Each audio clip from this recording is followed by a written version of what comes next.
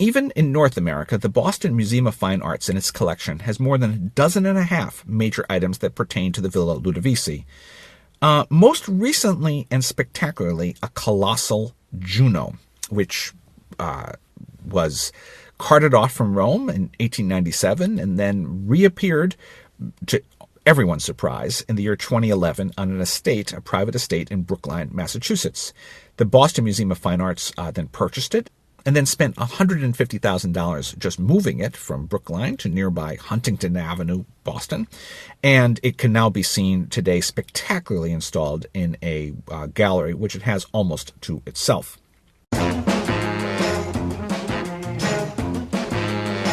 You listen to Boston Public Radio. We've talked about face surgery on humans today, surgery on non-human animals. Now joining us on the line from the MFA to discuss a different kind of surgery is Suzanne Gonsica. She's a conservator and part of the team that pulled off one of the highest profile restoration projects in the museum's history on Juno, a 13-foot high, 13,000-pound patient. Welcome, Suzanne. Well, thank you so much for having me on. Thank you very much. So tell us, Suzanne, what was wrong with poor Juno and that you had to fix? Well, poor Juno, even though she is tall and beautiful, is a rather old lady with a long history.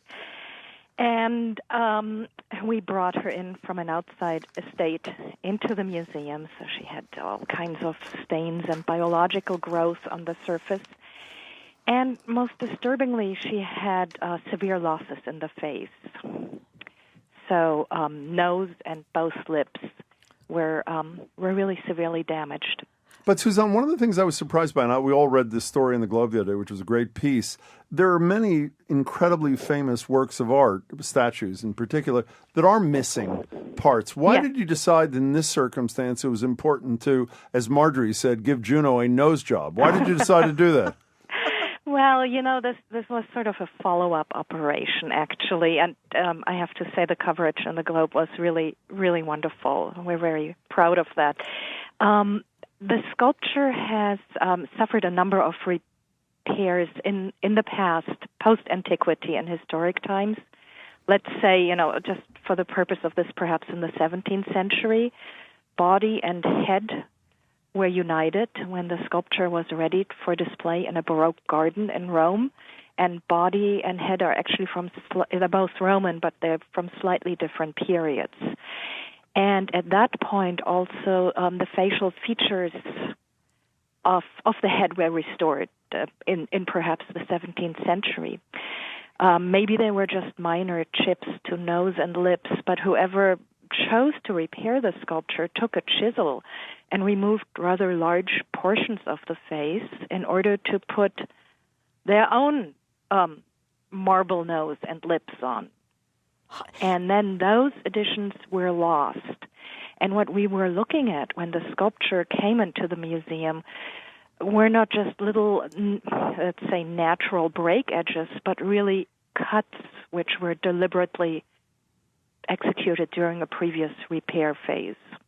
So this was a statue that was from Roman times, two different periods perhaps, but we're talking hundreds and hundreds and hundreds of years, that had been outside, and you brought it in to the museum through a skylight, I read. Yes. And it did take you a while, though, was it a full year to finish this? How come it took so long, Suzanne? Well, first of all, we had to bring the sculpture into the museum, and we had never handled anything that big and heavy, and there are logistical problems that were really beyond the expertise that we have in-house. So we worked with a group of about 9 companies in order to create a safe method to bring the sculpture into the building. Wow. So that took place from the second half of 2011. And from the article in the Globe, we only have a minute left, Suzanne. The nose that is being added, if that's the proper verb, is essentially a copy of the nose that existed on the original statue, as best as you can tell, correct? As best as we could reconstruct it. We used a similar sculpture which Christine Condolian, our senior curator of Greek and Roman art, identified at the Louvre in Paris, and based on images of that sculpture, we modeled a replacement nose, which eventually was cast in plaster and was attached last week. And of course, it remains removable should future generation disagree with our. Oh, that's great. So when is the patient quickly, if you can, when is the patient being unveiled? I saw the bandages wrapped around the nose. When is the patient available? The patient is up and running, standing proud with a completed face as we speak. Oh. You know what's amazing is that we talked to the premier face transplant surgeon in America. Face surgeons have 4 hours for a transplant. You took a full year, Suzanne. Well, No, I'm kidding. You did our great. patient, as you know, was rigid. Good line, Suzanne. Suzanne, thank you so much for being with us and telling us about this Congratulations. great My story. pleasure. Thank you for asking us to participate. We want to thank everybody for listening to another edition of Boston Public Radio. You can find us on the web at wgbhnews.org/BPR. Tomorrow, the Attorney General of the Commonwealth joins us. She's going to talk about DOMA, Tim Cahill, and nonprofit boards getting paid yet again. And then on open mic at 1 o'clock, Chris Lydon discusses with us whether another Bulger should possibly be on trial. I am Jim Browdy. And I am Marjorie Egan. Talk to you again soon.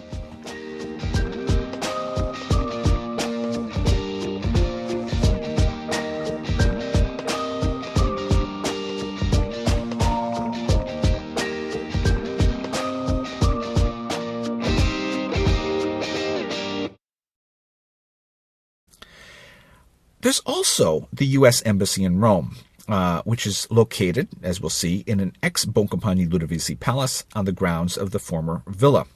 And it, too, has many dozens of sculptures from Ludovico Ludovisi's collection on its premises. Those include a spectacular Giambologna Venus that traveled to the National Gallery in Washington in 1993/4, but otherwise, like all other objects in the embassy, has not been accessible to the general public. Well, throughout this course, we'll be analyzing the origin and development of this enormous art collection that Cardinal Ludovico Ludovisi amassed, partly to define his patronage and collecting in the broad framework of art and power in Baroque Rome, but also to assess his impact on contemporary and later taste. Well, in addition to major institutions such as the Museum of Fine Arts in Boston, or of course the Palazzo Altemps in Rome, or the U.S. Embassy in Rome, well, there's another major source for the sculptural collection that Cardinal Ludovico Ludovisi assembled in the 17th century with astonishing speed. And that is the last remaining remnant of the Villa Ludovisi, the Casino Aurora itself. Here I am on the spot, as it were, discussing two sculptures that were acquired by Cardinal Ludovico Ludovisi, and that over the ages, well, actually over the last century, have become iconic in that they represent or have served to represent the Casino Aurora itself. One thing I'd really like to know is precisely how these gigantic, oversized sculptures got from where they used to be to where they are now. Where they are now is the Villa Aurora here in Rome, the home of the Boncompagni Ludovisi.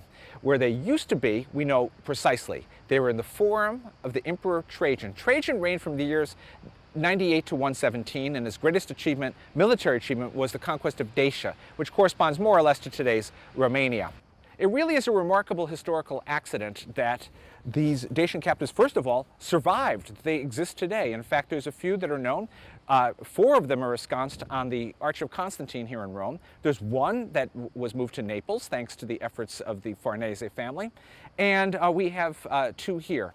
Now, how do we know what they represent? Well, basically, it's the trousers. They're barbarians, they're non-Romans. They were representations of Dacian nobility that would have been paraded in the procession that marked the high point of Trajan's triumph over the Dacians, something that marked, in fact, also what would turn out to be the absolute high point as far as territorial expansion for Rome's empire. They are a symbol of far-flung expansion and still speak to us today. Well, the cardinal's interest in art in the past extended beyond the Villa Ludovisi. As Camerlengo, he tried to curb the quarrying of ruins of ancient Rome for building material. He also founded the Accademia dei Virtuosi of the Pantheon, a literary, cultural, artistic organization which had a long history, which we'll be looking at. But in addition to all this cultural patronage, Cardinal Ludovico Ludovisi also took a personal interest in the poor of Rome. He distributed food twice a day to those in special need. And also Cardinal Ludovico Ludovisi financially maintained a very large hospice near the Lateran. There was 150 beds that he maintained personally at his own expense.